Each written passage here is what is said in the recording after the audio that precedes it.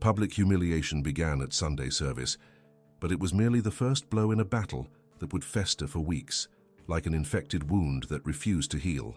Clara felt every pair of eyes fixed on her back as she entered the church, Sophia holding her left hand and Michael her right, forming a human barrier around the frail girl. Beatrice Alistair sat in the front row as always, her blonde hair impeccably styled, her red nails flashing as she clutched her expensive leather handbag. Beside Beatrice, her friends from the Thursday Tea Club, Mrs. Mercedes with her pearl necklace, Mrs. Applegate with her cloying perfume, Mrs. Eulalia with her air of superiority, formed a silent tribunal. She had known this man for years, had helped organize bazaars for the church, had donated what little she had. About how unions blessed by God must be built on pure foundations, with honest intentions and clean hearts. We cannot allow the sacred sacrament of marriage to be stained by material interests, by greed disguised as charity. Sophia squeezed her hand, confused.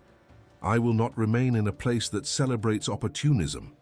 Mrs. Mercedes, Mrs. Applegate, and Mrs. Eulalia followed her, and like dominoes, half the congregation rose as well, filing out, every face a mask of judgment.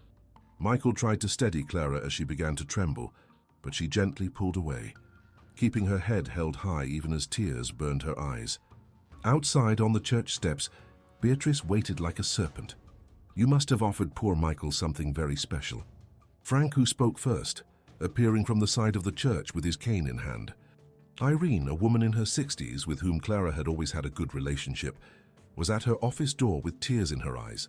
Beatrice convinced half the school board, and they just watched in silence as she packed her books, her supplies, the thank you letters from students she had collected over the years. When she returned to the farm, Michael was mending a fence. He saw her face and dropped his tools immediately. This will pass, he said finally. Beatrice, using her influence as the mayor's wife, had managed to open an investigation, alleging Sophia was in an improper environment and should be taken into temporary foster care pending clarification. She's in treatment. She's recovering. Don't let them take me, Auntie. I'll die without you. I'll die. I promise they won't take you. Michael found her in the kitchen, the suitcases by the door. What are you doing? I don't care about Beatrice. I don't care about this hypocritical town. I don't care about any of it. You think I care what they think of me? Clara, I was dead for 3 years. Dead. Just breathing out of habit. And you and Sophia, you made me feel something again. Anger? Yes. But also protection, purpose, hope. For the first time in 3 years, I wake up in the morning and I want to wake up. If that's wrong in their eyes, so be it. But don't you give up. Not now. 3 against the world, if we have to be. They stayed like that for hours, until Clara finally fell asleep, exhausted, against him, and Michael carried her to the bedroom. Clara woke to Mr. Frank's shouts, running to the girls' room. Henry Travers, a respected retired doctor who had returned to consult on complex cases, came out of the emergency room, his face grim. Michael caught her before she hit the floor. Clara knelt in the front pew, her hands clasped so tightly her knuckles turned white. I will carry this cross, but don't take my girl. She is all I have. Please, God, please, if you have ever heard my prayers, hear this one. Don't take my Sophia. He had sworn he would never speak to God again after he took his wife and son. I screamed, I blasphemed, I cursed you. But if you still listen to a sinner like me, a man who turned his back on you, don't let this child die. She's innocent. And Clara doesn't deserve any more suffering. If you need to take someone, take me, but spare them, please. I'm begging. His face was damp and he held a piece of paper in his trembling hand. Never seen anything like this. When she saw Clara and Michael by her bed, she smiled. Michael held Sophia's small, fragile hand, and for the first time since his wife had died, he allowed himself to believe again.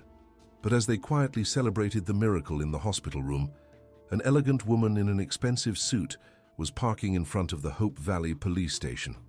Beatrice Alistair, preparing her next attack against Clara at the town council meeting that afternoon, had no idea that in a few hours she would be the one humiliated in front of everyone. By 9 a.m. that Thursday, she was at Clearview Farm, her high heels sinking slightly into the damp earth as she walked to the porch where Michael sat, still exhausted from the night at the hospital. Your uncle, Rodrigo Sullivan, passed away 3 months ago in Chicago. He was the last direct heir to the Sullivan family fortune, the shipping companies, the real estate, the investments. We've been trying to locate you for months, Michael. You are the only living heir. I renounced all of that 5 years ago. When my wife died, I wanted nothing to do with that world. It's $890 million, Michael. Properties in 3 states, stocks, investments, all yours, whether you want it or not. 890 million, he repeated, as if testing the reality of the words. Clara, she needs to know. 890 million, Clara whispered, looking at Michael, who stood in the doorway, hands in his pockets. I just wanted to be a simple man. I thought I could leave it all behind. She began to laugh and cry at the same time, a hysterical sound of disbelief.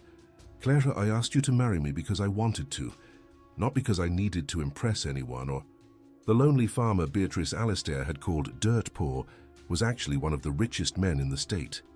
Journalists, acquaintances, even strangers, wanting to know if it was true she had publicly humiliated a billionaire and his wife. I always thought you were being too hard on poor Clara. But you insisted and we just followed you out of politeness. They say the mayor's wife persecuted one of the state's biggest potential investors. Companies that could have brought jobs here will now avoid Hope Valley like the plague.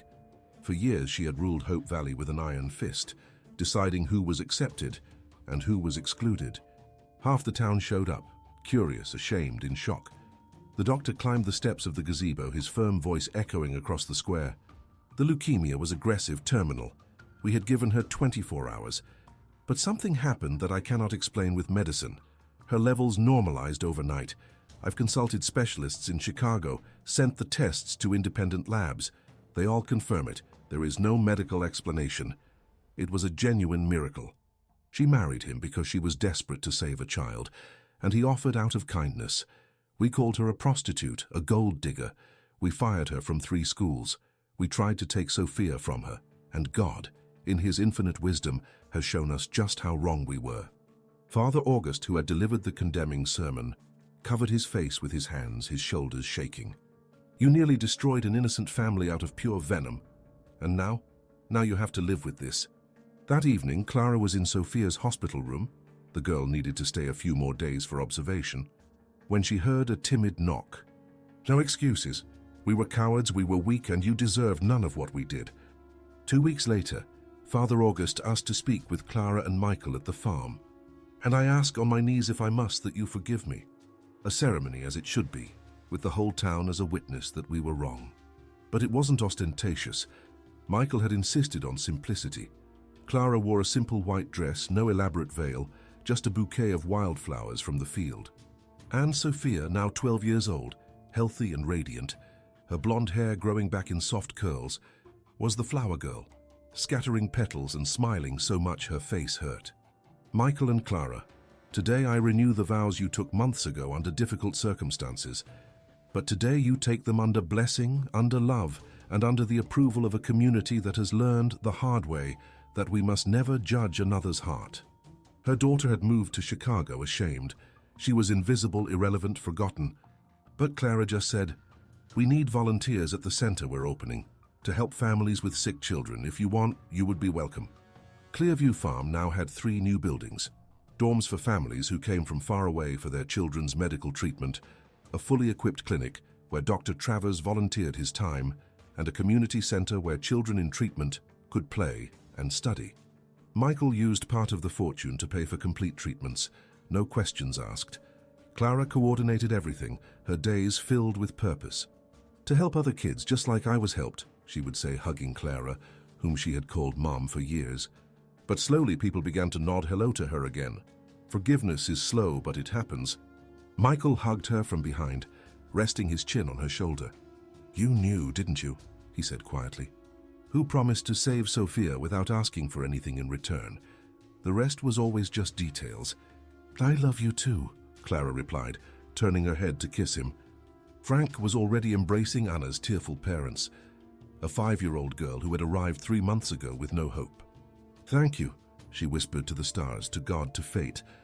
Frank at his side. The old handyman wiped his wrinkled eyes. And how it had transformed into light, love, and purpose. But when we get to the other side, we realize every drop of rain was needed to wash us clean. Every judgment was needed to make us strong. Every tear was needed to teach us that a person's true worth is never in what they have or where they come from. It's in what they are capable of giving when they have nothing, and in the love they choose to build brick by brick, even when the whole world says it's impossible. The three of them stood there watching Clara on the porch. Then she turned, saw her family, and smiled, that smile that had the power to light up the darkest night. She came inside, hugged all three, and together they went back into the house that had been built on faith, watered with tears, and blessed by a God who never abandons his children, even when they think they are utterly alone in the mud under a merciless rain. And in Hope Valley, the lights of Clearview Farm shone like a beacon in the darkness, reminding everyone that judgment belongs only to God, that redemption is always available, and that the greatest treasures in life never come wrapped in gold. They come wrapped in love, sacrifice, and second chances that turn beggars into royalty and tears into blessings.